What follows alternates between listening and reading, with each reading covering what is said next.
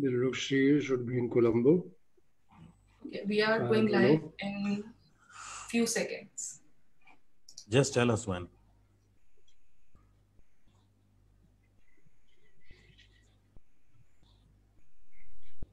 Okay, we are live. Hello, Assalamu alaikum. My name is Karatila Ali. I am working with CEJ IBA Karachi as program coordinator. CEJ IBA is a training institute for journalists. We train working journalists as well as we have a master's degree in journalism. We have other side is our free counseling service for journalists and media workers. Today we have a live session on journalist physical and emotional safety. We have in collaboration with ICRC.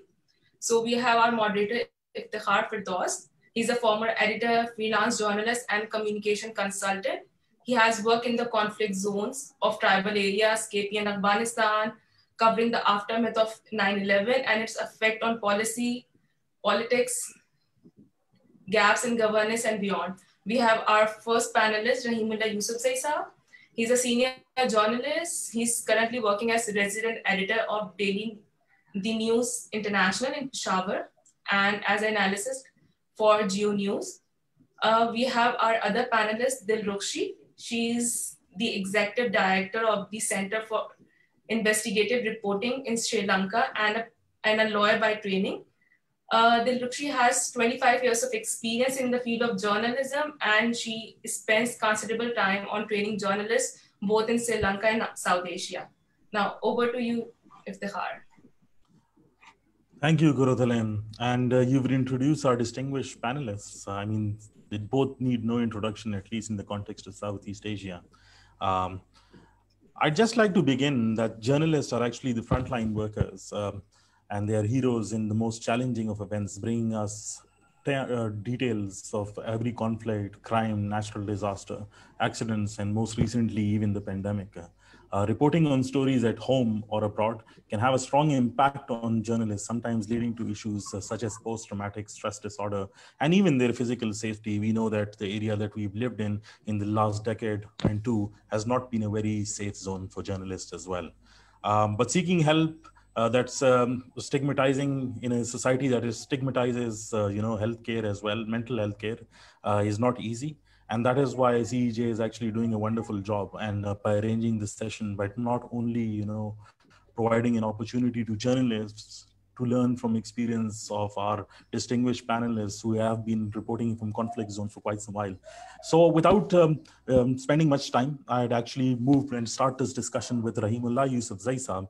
Rahimullah Saib, in terms of journalist safety, their physical safety, you've been working with multiple organizations. You've been working in Afghanistan and the conflict zones yourself for over 25 years.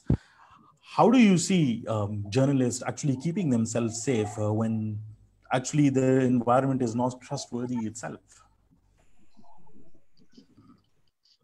Yes, I think there was some internet connection problem, so I could not hear the full question, but I can understand the gist is okay, I think.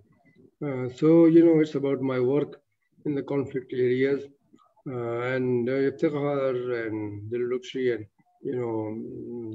and others.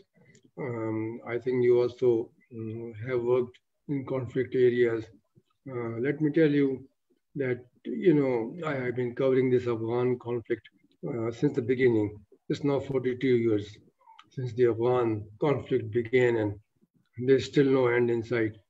So I have been to Afghanistan. There are 34 provinces, and I have been to 28 of them.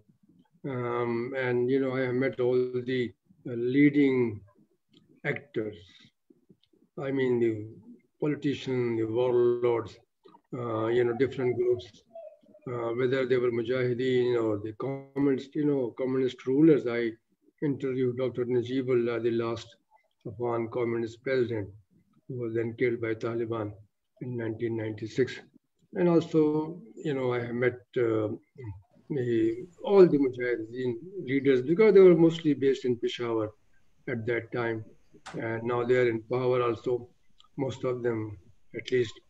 And then I also have met these foreign guest fighters, foreign militants from Al-Qaeda Yes, and, sir. ISIS and others. And,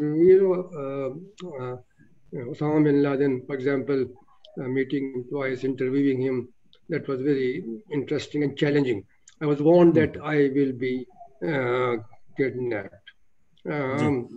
Meeting some of the Mujahideen and Taliban commanders, again, was a risky business. So you have to be very, very cautious before you decide to trust somebody. You said, you cannot trust everybody.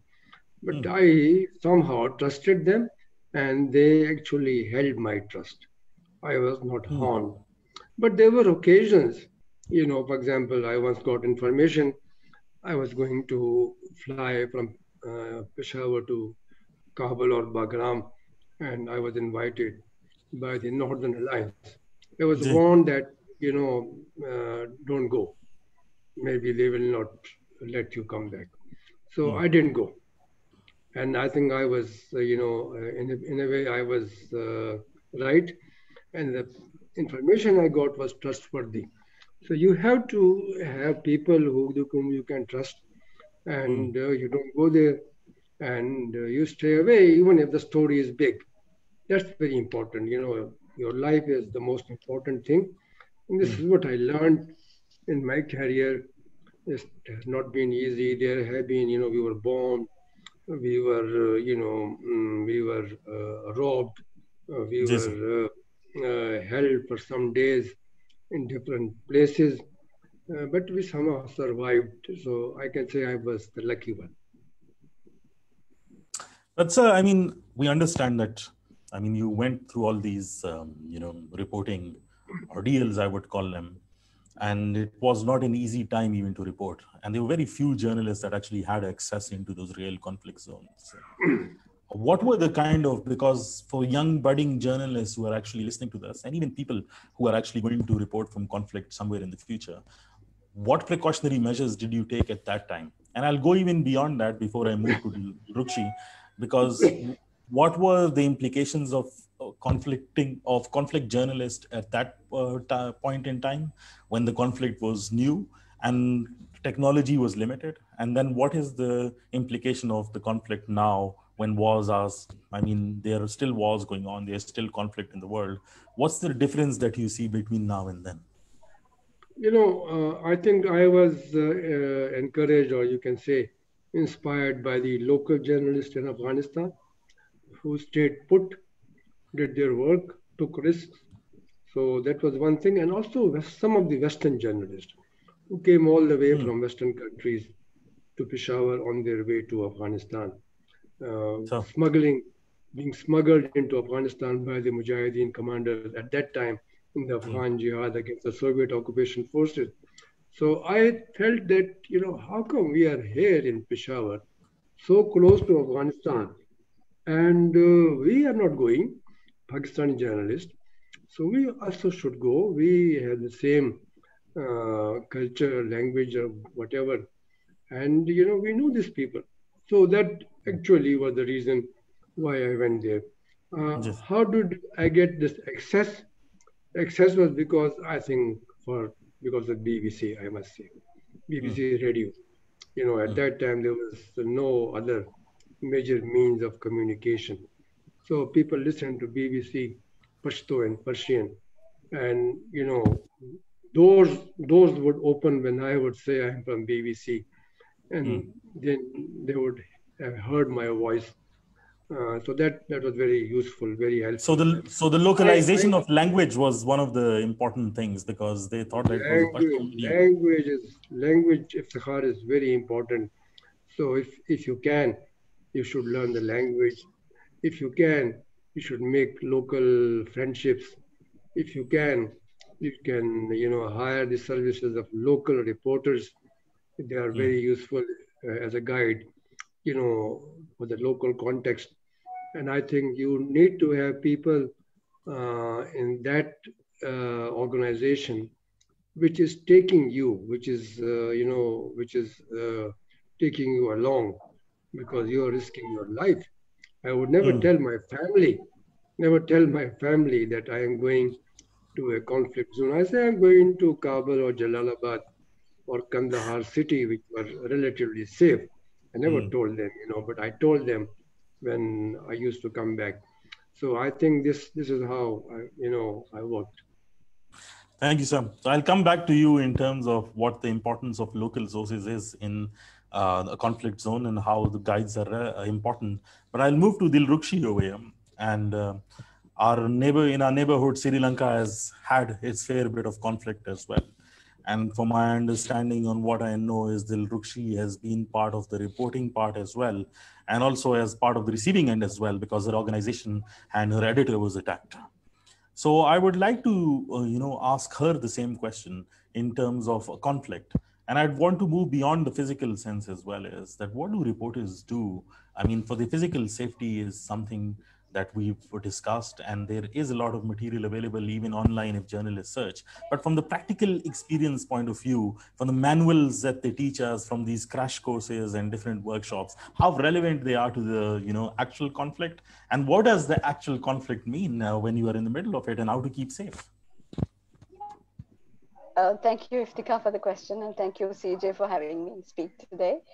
I think it's I was really, really humbled to listen to Rahmatullah Saab, because it also showed me how the story how it began and how it evolved to, a couple of decades later, and how we come in and become reporters. I walked into a newsroom when the LTT was more or less Liberation Tigers of Tamil Eelam, was determining the headlines in the newsrooms.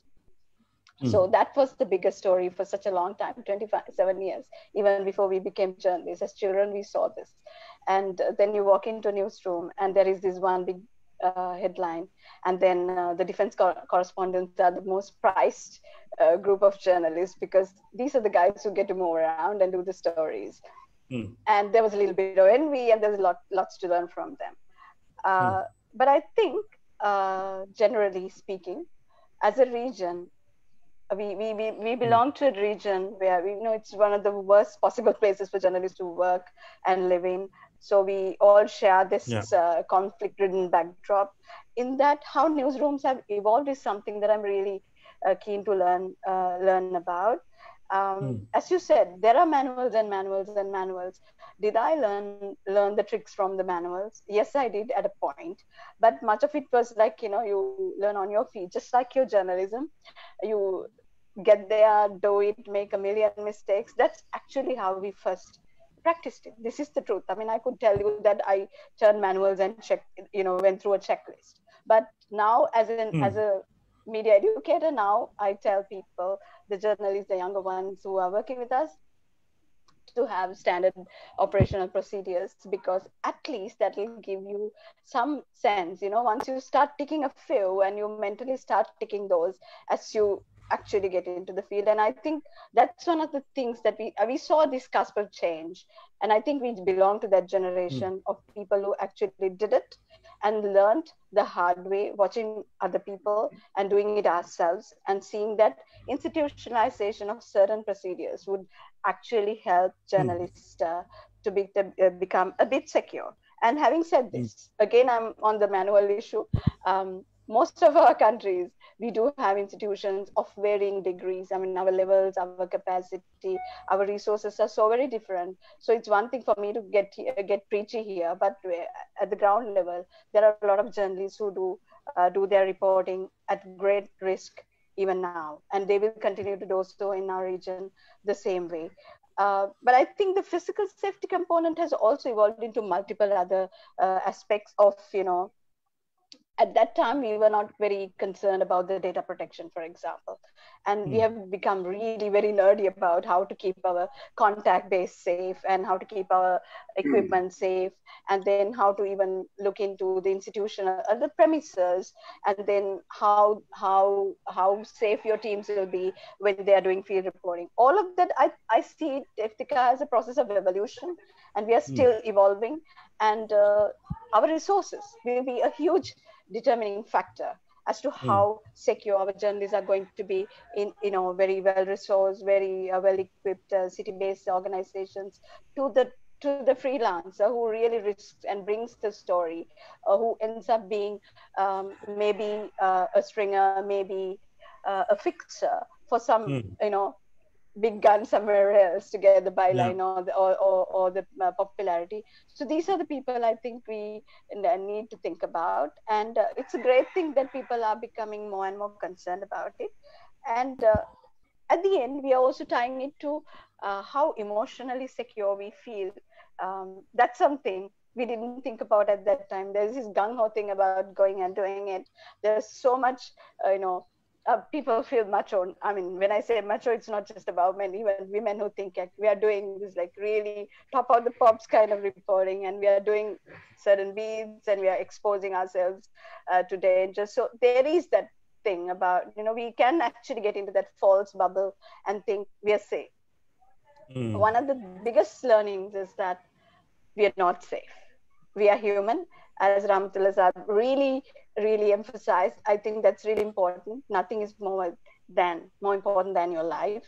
And then how do you have some of these little procedures as not necessarily as a checklist, but as lived in practices in an editorial where we can have conversations, where we have mentors, the seniors talking to juniors.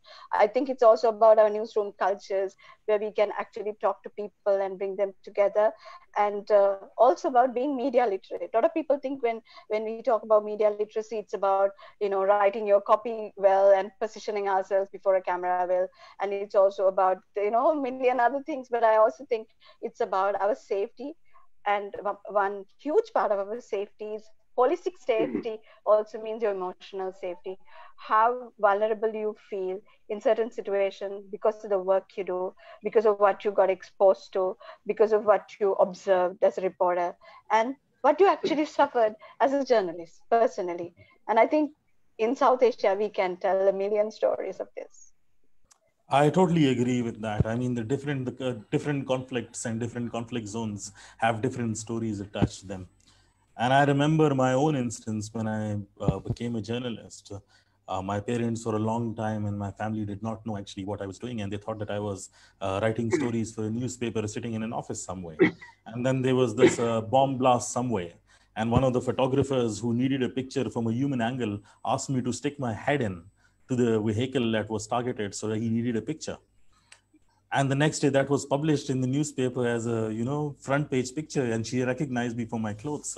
And it created a huge crowd at my home saying that this is actually what you do, because they didn't realize on what conflict actually means. But I want to ask this question, and I'm tempted by it, and I'll go back to Rahimullah Saab, and then I'll come back with the same question to Dilrukshi. That's Rahimullah Saab. What would be the actual indicators in terms of a conflict zone that should raise alarm bells, where journalists think that now it is actually time to get out of here? I think one is that if there is too much of violence, deaths are occurring, people are getting killed without knowing the reason. A lot of weapons have been brought to that area, that country, that province. That's, I think, one of the indicators. Also, when you realize that there is no reconciliation effort going on, that all sides of the conflict are bent upon killing each other. When you start realizing that people are getting displaced of violence, they are leaving. So if they are leaving, it means that they feel insecure, and you also have to decide now that you must leave. And also, I think that if you realize there's a complete breakdown of law and order, the police or law enforcement or the security forces, they're unable to stem the violence. So I think, you have to decide at that time. Also, you have to consult your media organization. I don't think the media organization should insist on you staying there, forever or for a long period. I think the role of media organization is very important.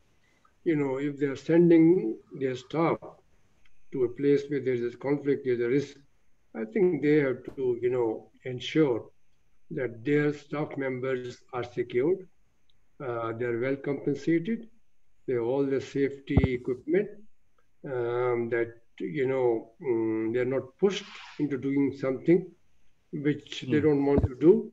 I think that does not really happen. And also, in case if unfortunately something happens, somebody dies or is injured, I think the media organization have to compensate that family. This does not happen in many cases in Pakistan.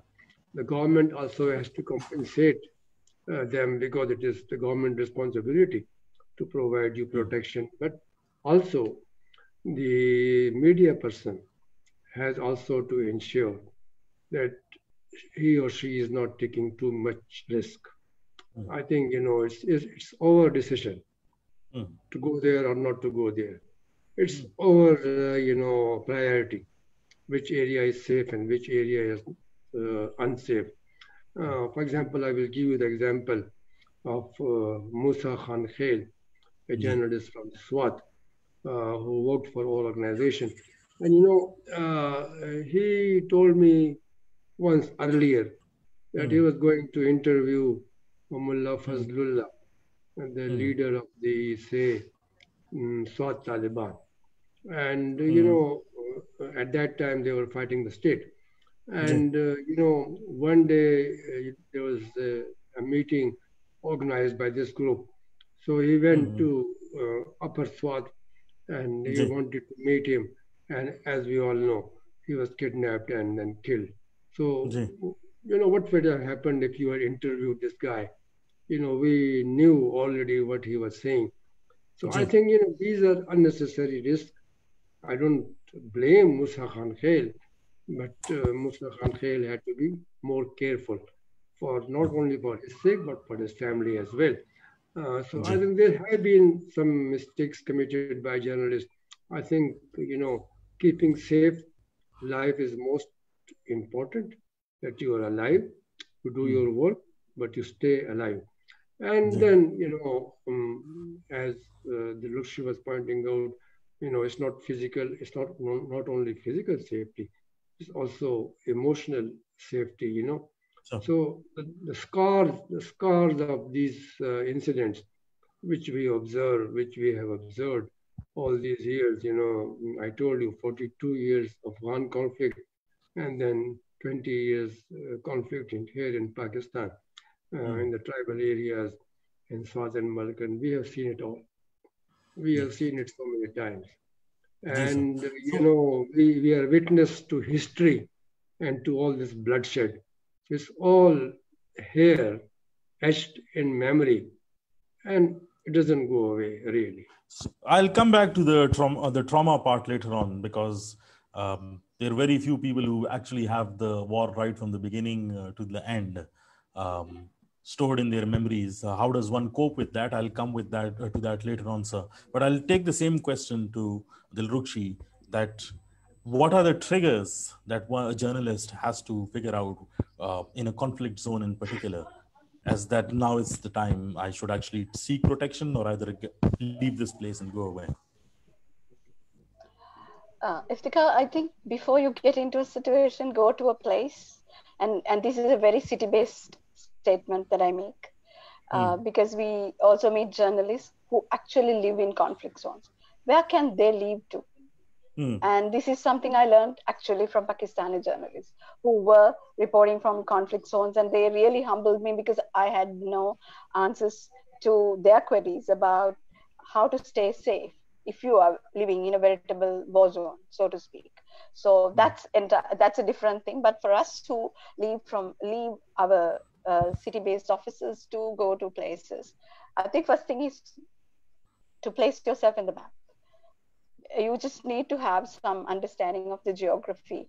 A lot of people actually undertake assignments. I've seen this, and it may sound very trivial to mention, but I think understanding the geography, understanding people, what it looks like, whether you speak the local language, all these things are important before you get into that place. So I think there is always something to be done before you go. And if it gets too heated up along the way, I've had to turn back from various other assignments because there's suddenly some huge explosion. There was this Claymore mine explosion. I was on my way to a place. And then the whole story changes and my assignment changes and I was going somewhere else. And then you go into that place you may be not even appropriately dressed for, even like sometimes, you know, these may sound very simple things, but a lot of things, these are things that we forget. So your assignment can always change as you go into a place. And as we explained before me, that things can get really heated up and there are some indicators as to what could go wrong. I think journalists are also very instinctive creatures. We really think on our feet, irrespective of the number of manuals we may hold dear to our heart. So if there is a complete breakdown in the law and order situation, or you sense that things are changing swiftly in a way that you cannot assess the situation very well, it may be a time for you to talk to someone who may actually have a very, you know, clinical studied view of the place and the situation and be able, it could be your editor, it could be your supervisor, and that would be the time. I've done it too. I've gone to a place where IDPs were being resettled, and then got into a situation where I was threatened with death for trying to report that story. So we were two women, a female photographer and a reporter. So just a few years ago, and once you are actually told that you will be, you know, pushed back into the village and something will be done to everybody, you realize two things. It's not just you. There are people, there are villages who are also going to be risked because you dare to enter their domain and you want to do a story. So they are our sources, they are their fellow beings, they are actually many times victimized, they have lost their homes, they are IDPs. And here we are trying to do a story and exposing ourselves and themselves to a situation which can really turn so ugly. So in situations like that, what could you do? I mean, you gather as much as, you know, information as much as possible and as swiftly as possible. And I mean, I do simple things like a speed dial and keep my bosses informed. And these are like very, you know, it's just a reflexive thing to be doing. Actually, if you have to leave, you have to leave, because as we've been trying to emphasize in the fact that our lives are more important than the story we do. This doesn't mean we are into quitting. We're not. In fact, we have this false sense of bravado most of the time, and we think we are, you know, we are so courageous, and then we are also very resilient. We are great managers of situations, all of which we are, I think, as a community. South Asian journalists wouldn't be doing the stories they do if they weren't this. But at the same time, at a point, all this can turn into absolute folly, and there could be losses, irreversible losses. So I think if you can't really read the situation and things are changing so swiftly, you may want to reconsider a few things and get back to safety. And safety doesn't necessarily mean getting back to office.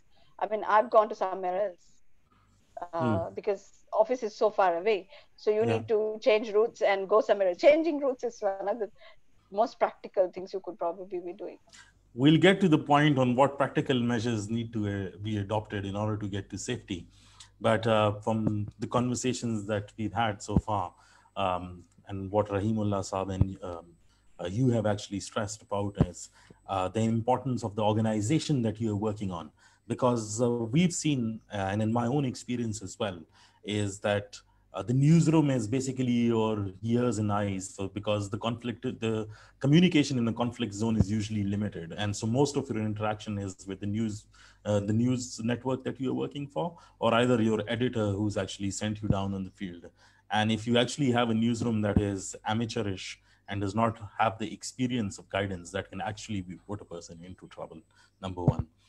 And then listening to this conversation actually reminds me of one of the proverbs that they have at the Peshawar Press Club, and Rahimullah Saab and I are both members over there. They say that a dead journalist is not a journalist. And so, I mean, in looking at the conflict, the way that it is actually like taking place and the way that it has previously been shaping up, what I actually want to know, and a lot of people would be curious as well, and I'll start again with Rahimullah Saab, and then we can move to Dilrukhshi. That, sir, you said that it's all in here, and it also affects this place as well. How does actually one survive? I mean, in terms of emotionally living in a traumatic situation every day?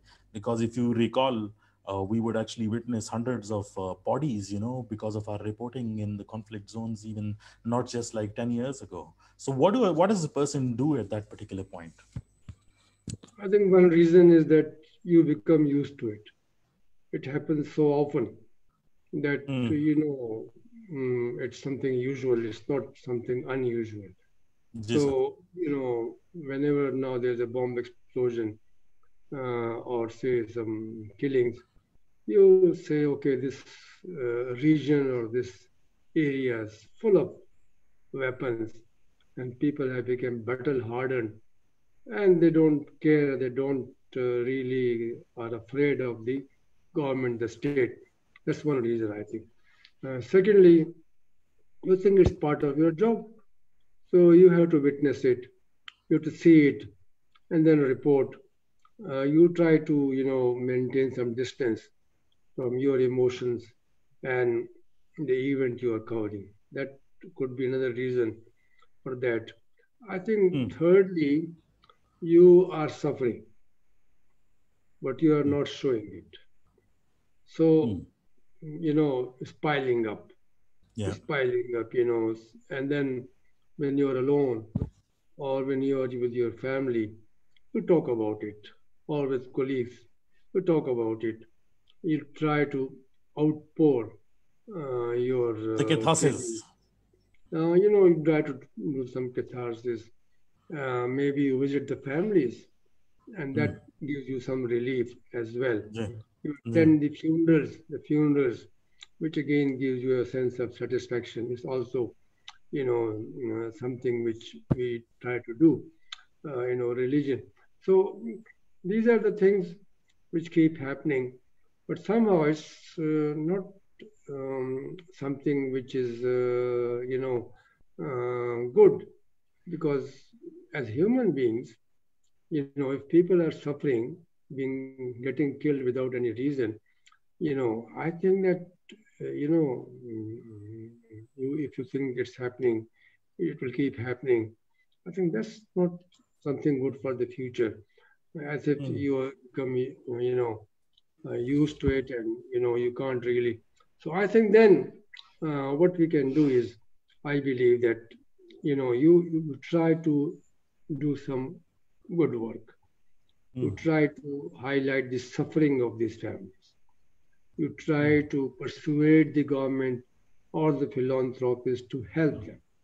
You try to, get them educated. As happens now in Pakistan after the army public school attack in Peshawar. 147 people were martyred, and among them were 132 school children. So, there was a lot of pressure from the families, from the media, from the politician, and the government had to compensate them, educate them, or whatever. But now, that has become an example, a precedent. Now, whenever something happens, again, if children get killed, people say they should get the same compensation package as the army school. And recently there was a bomb explosion in a madrasa in Peshawar, and 9 children got killed. And the people who were running the madrasa, Islamic school, they were making the same demand. They are also children, and they are more poor, not privileged like those studying in the public school. So I think that you have to be uniform, balanced. You have to take care of these families. That's very important, because emotionally then you will get some relief. Otherwise, if nothing happens, you are becoming frustrated, angry, unhappy. Your own life is getting suffered. Yes, sir. So I'll move to Dilrukhshi, and we have a question actually from Lubna. And she says that shouldn't seniors actually stress to their teams not to take unnecessary risks, assuring them that their jobs will not be judged for this? Dilruchi, do you want to take this? Yes, and thank you, Lubna, for that question. Uh, I think Iftikhar, things have evolved with all the problems, all the attendant problems. We all have evolved from our own experiences, individually, collectively, and institutionally. We are certainly far from being perfect, all of us, all our institutions, and us as people, and as professions and heads of institutions.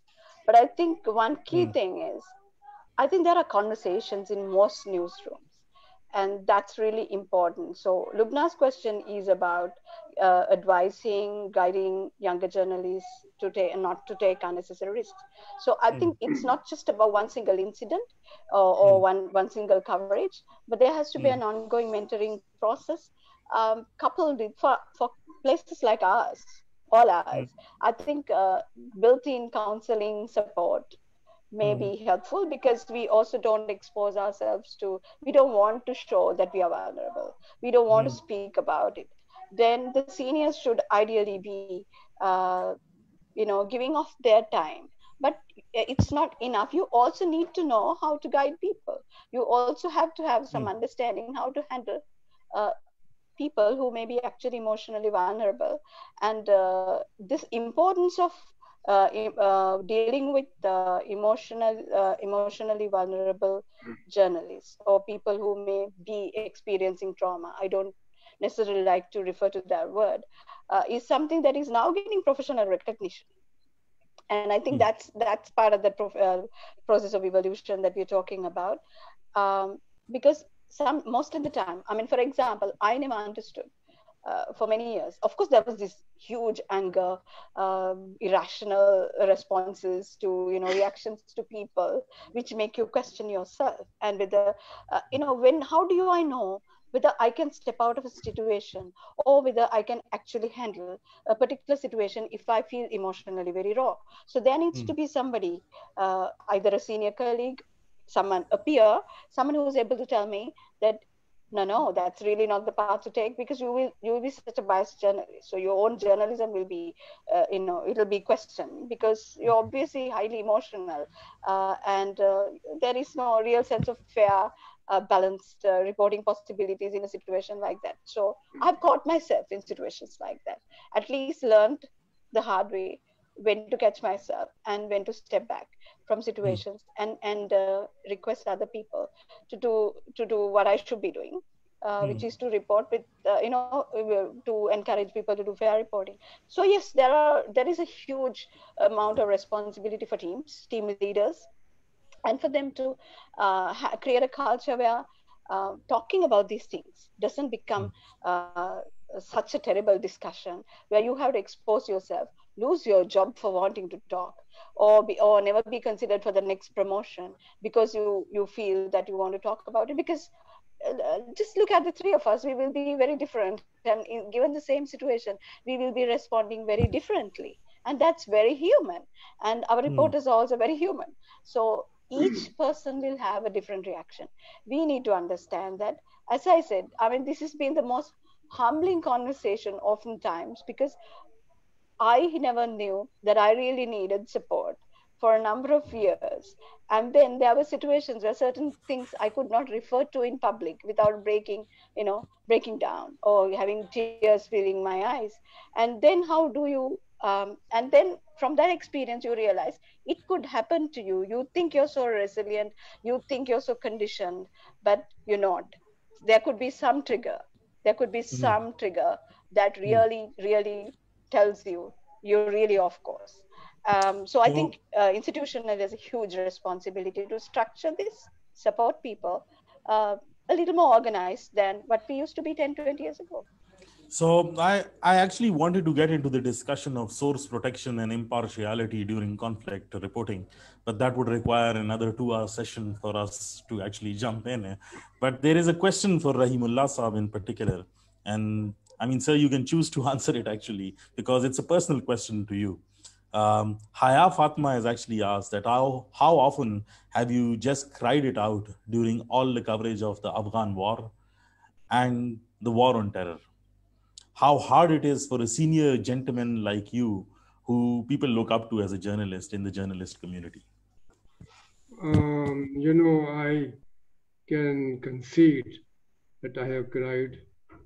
I had tears in my eyes. I have consoled people despite my own, situation. I must say that at that time, I'm not a journalist, actually.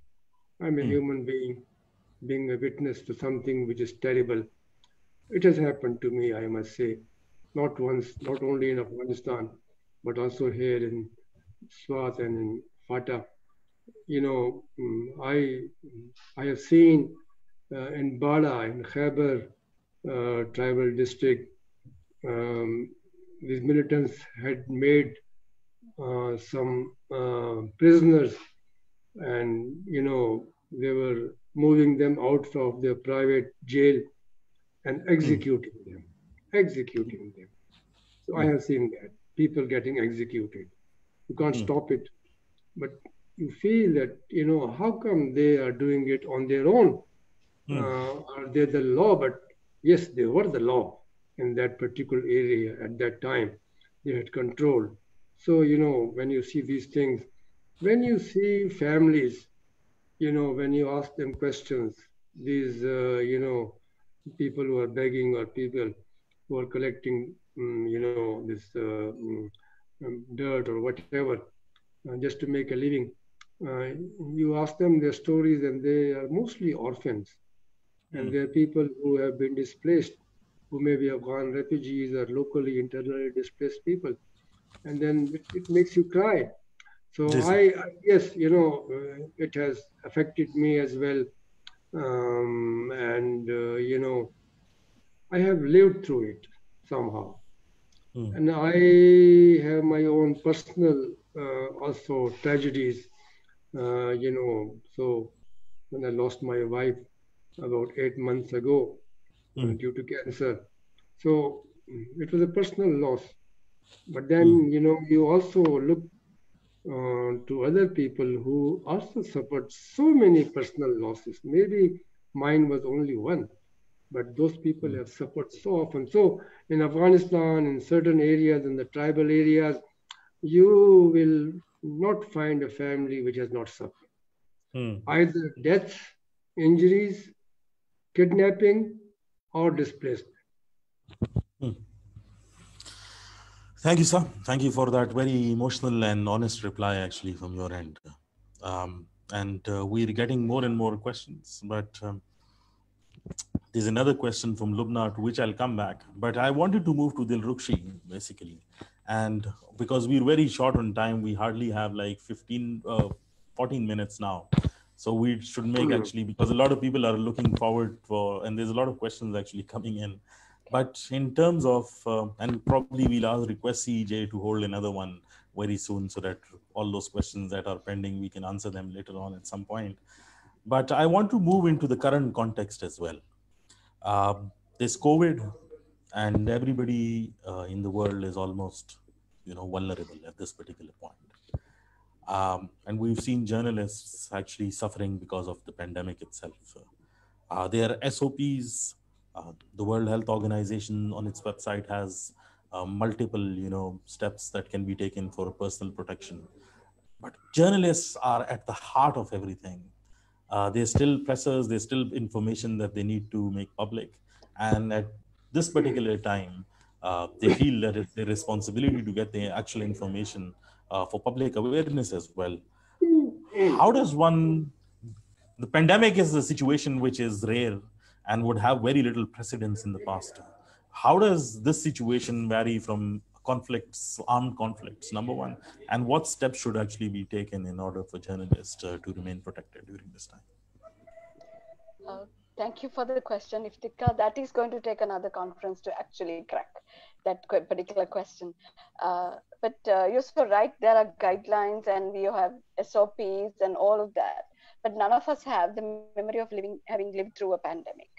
We have lived through many different crises, but here is one without the precedent.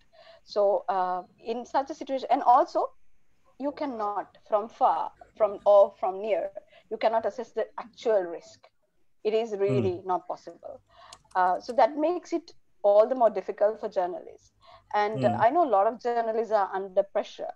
A lot of journalists across the region are under pressure to go and do reporting.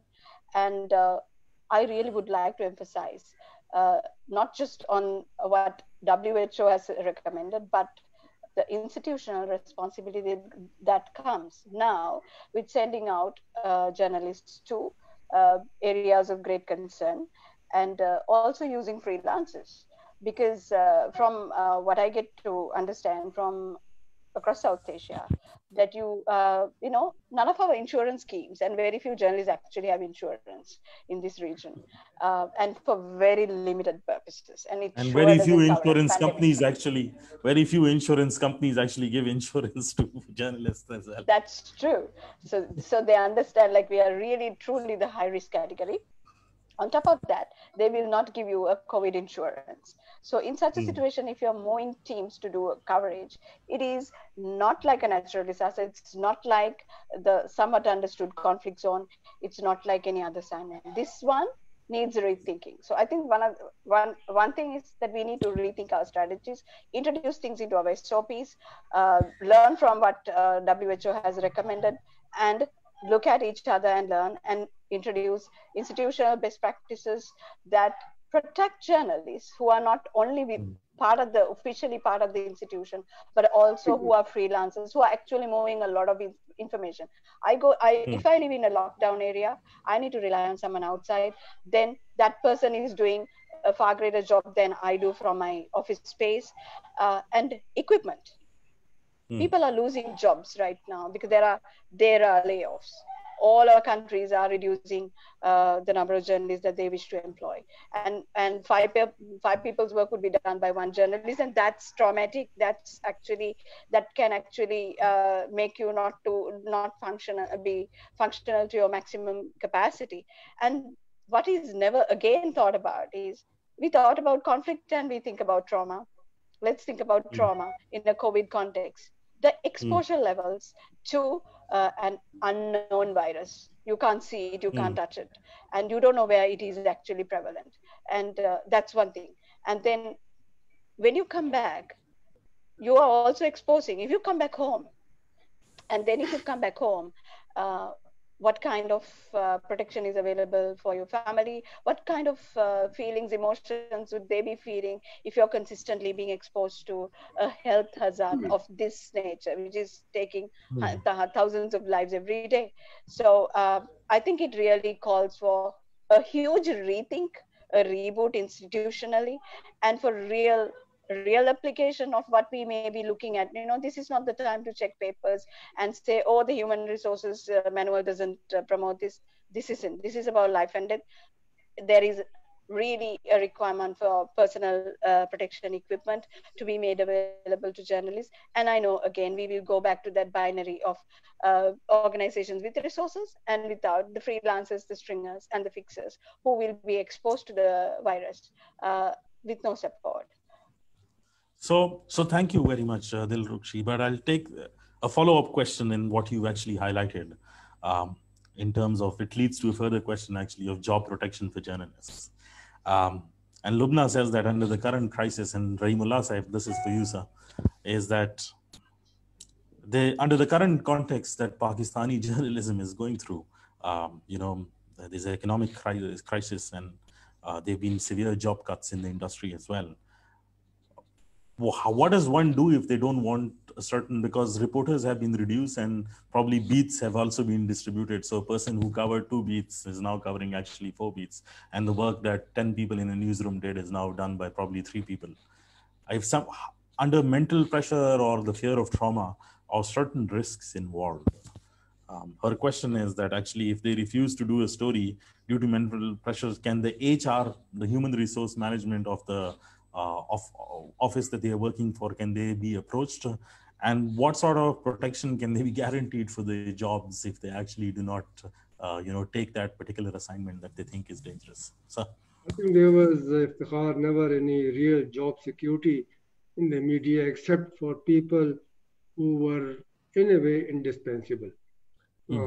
Now there is no security at all. I checked with the APNS, All Pakistan Newspaper Society, a few days ago, and they said 3,000 journalists have been fired from the print media and 2,000 from the electronic media. And the main reason they gave is, financial crunch. They say, we were getting advertisements of rupees 3.5 billion earlier. Now this has come down to 1.6 billion a year. So there is no money, and people were hired, and now they are being sacked. They had their own reason. The Pakistani economy is depressed, and then cases were made against the real estate industry, which was the biggest, I think, advertisement giver. But now there is some relaxation, and you can see real estate advertisements reappearing. So in a way, there is some recovery, but not yet. I don't know whether those people would be rehired, but they can make do it with less manpower. I think this has given a lesson to the owners. They will say, okay, we can manage things with fewer people, less cost. Let's continue. That may happen. That is happening actually in the. Secondly, a question was asked earlier, but it also concerns your question. It is the young people who have joined the media industry. Yes, and if you remember, Iftikhar, when General Musharraf allowed these private TV channels to start operating and they were licensed, they were 2,000 journalists in the whole country. Exactly. Now there are 17,000. Yeah. Average age of journalists in 2002 was 47. The average age of journalists now in Pakistan is 23. So many young people came to the industry with so much of ambition. Yeah. And more educated, more ambitious, and actually their hopes have been dashed because many of them were fired because they were newcomers. They were firing newcomers first, and the older ones were being kept because they had served for longer periods.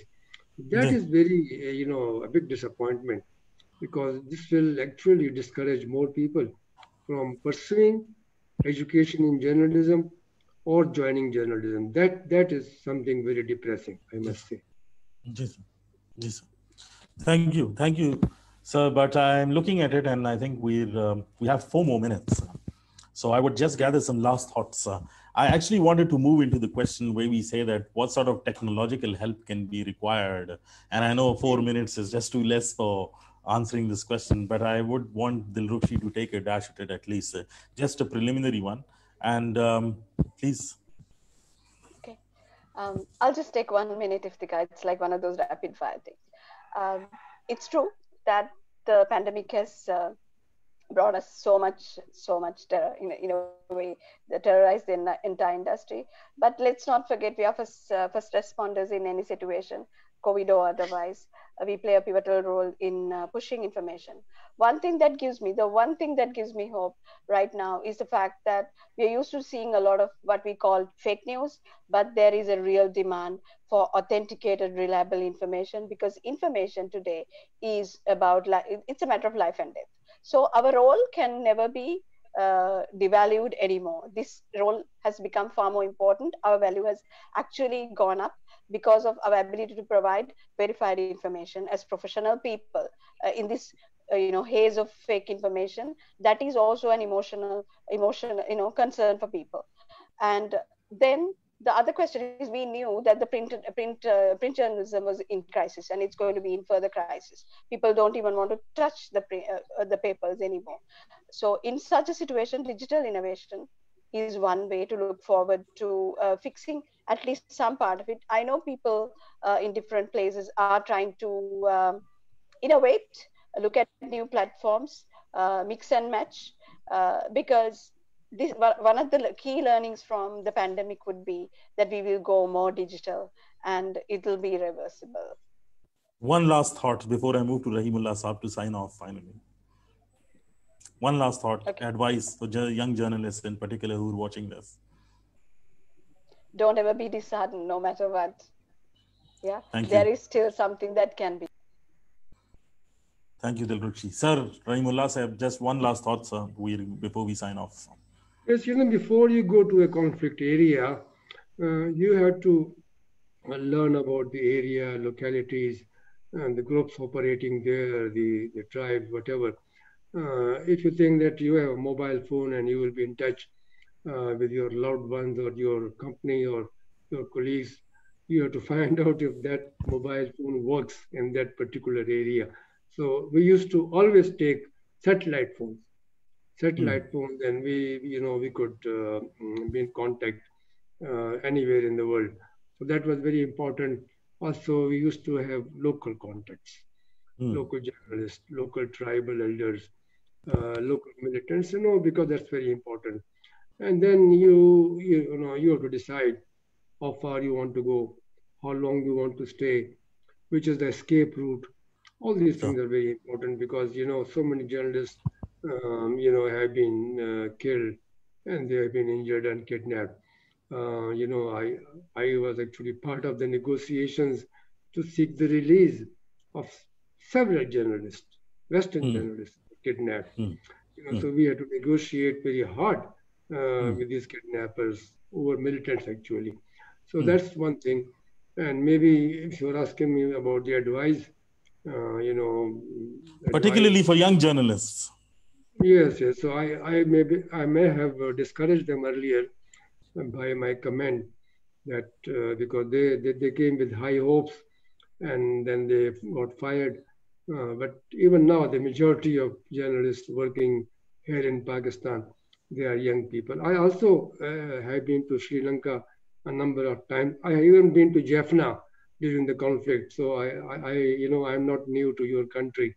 We were flown to Jaffna and then taken to the conflict areas. So in a way, let me tell you that wherever we go, there are young people, and we actually look very odd among these young people. So there's a majority even now. There's still high hopes. There is a hope that the industry will revive. We don't have to give up. We have to continue, and we have to struggle for our rights and struggle for the freedom of the press. That's very important. And we also have to survive.